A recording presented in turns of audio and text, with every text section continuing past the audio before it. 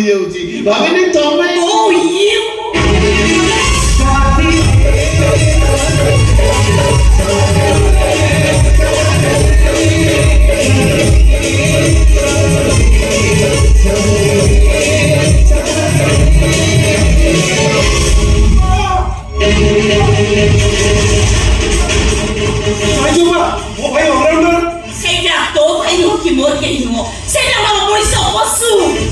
ପଶୁ ପଣିଆ ମୋ ଠାରୁ ବେଶୀ କେହି ଜାଣିନାହାନ୍ତି ବାପା। ଛାଡ଼ ତା କଥା ଆମେ ପରେ ବିଚାର କରିବା। ବର୍ତ୍ତମାନ ତ ତାଙ୍କ କବଳରୁ ସତ୍ୟାକୁ ଉଦ୍ଧାର କରିବାକୁ ହବ। ସତ୍ୟା ସେ ଜାଣିଛି ସତ୍ୟା ଗର୍ଭରେ ସୂର୍ଯ୍ୟକାନ୍ତ ସନ୍ତାନ ବଢୁଛି। ସେଇଥିପାଇଁ ଅଲରାଉଣ୍ଡର ସତ୍ୟାକୁ କିଡନାପ କରିବା ପାଇଁ ପ୍ଲାନିଂ କରିଛି। କହୁଛି 50 ଲକ୍ଷ ଟଙ୍କା ଦେଲେ ସତ୍ୟାକୁ ଛାଡ଼ିବ, ନହେଲେ ସତ୍ୟା ସହିତ ତା ଛୁଆଟାକୁ ବି ମାରିଦେବ।